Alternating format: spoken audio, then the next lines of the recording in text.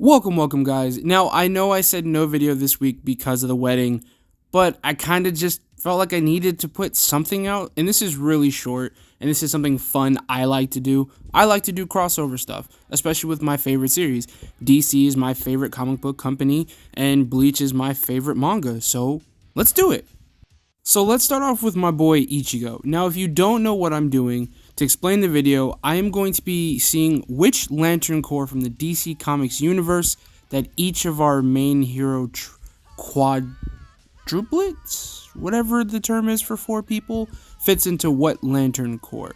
These Lantern Corps are based off of emotion, the emotional spectrum, which reflects the light spectrum. Each emotion is given to a specific color, and based off of the more prominent features of each character, I'm going to see what Lantern Corps they best fit into. I'll even give a secondary if they really do cover a lot, and if they can feasibly fit in all of them, I'll just give it to all of them.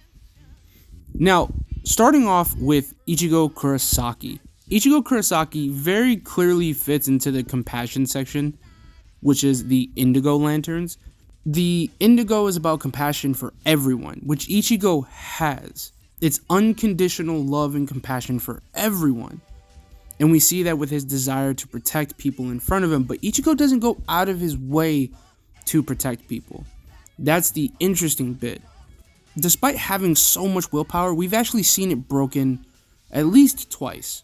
I don't want to take away from him because Green Lanterns, even in their own verse, have had their will broken before, but it's never really broken for that long, or it's not broken for the same reasons. It's usually hard to explain.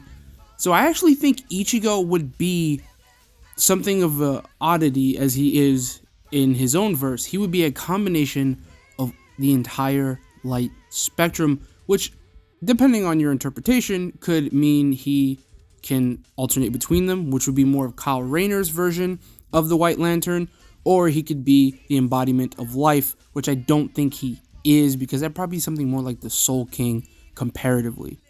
So initially, Ichigo would just be Indigo, light of compassion, but ultimately he would be able to control all spectrums of the emotional light spectrum, because we've seen him embody almost every single individual piece of that. He has felt extreme amounts of love and has done things solely based on that. His compassion is what drives him every day. We've seen Ichigo rage at his strongest. We've seen him crippled by fear, but also instill fear in others. He matches every single corner except one, which is greed. But Ichigo does desire to get strong, and there is a conversation about that Kenpachi puts to Ichigo. Do they fight to gain power, or do they gain power to fight? And I think that covers the greed part. Uryu was so hard to place because I'm looking at him like he's all over the spectrum in a bad way. Not the same way that Ichigo is, because Ichigo can feel those emotions in extreme cases, and those emotions can drive him completely. However, with Uryu, we don't see a lot of that. He doesn't have the strongest will on the team.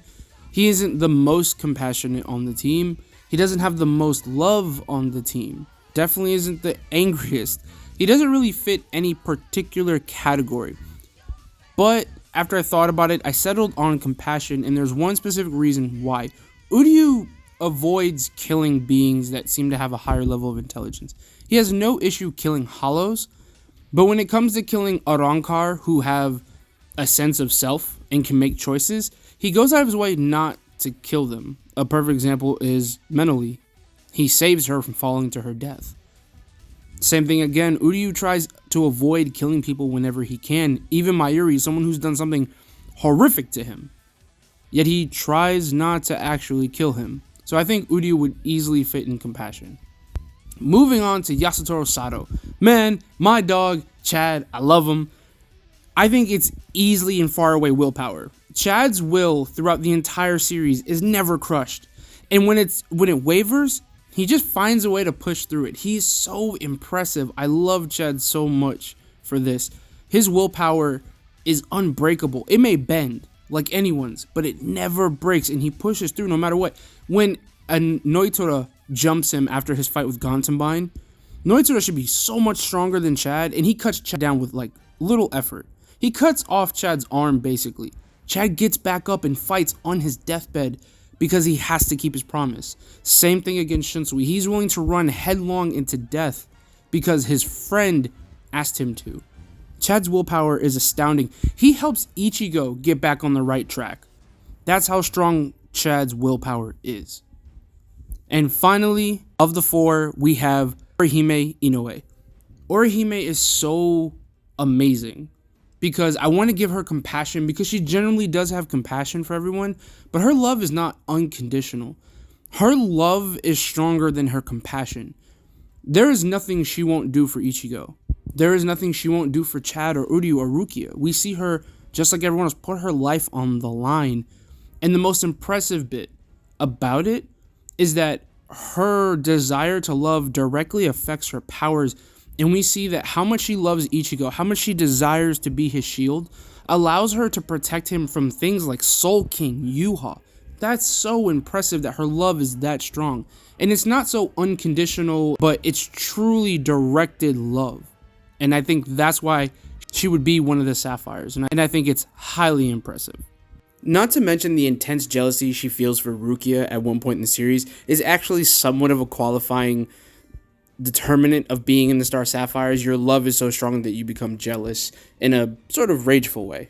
Those are usually first-time Sapphires, and that's the whole story of the Star Sapphires. Its love can be used for toxic and destructive means or healing and productive means. And I think at 2 points in the series, Orihime exemplifies that perfectly. Well, that's all, folks. Thank you again for watching this short video. Remember, like, subscribe, hit the notification bell. I'm just putting out something short this week because it's been crazy and busy. Next week will be Masaki What If Part 2, so be on the lookout for that. You guys have a good day. Bye.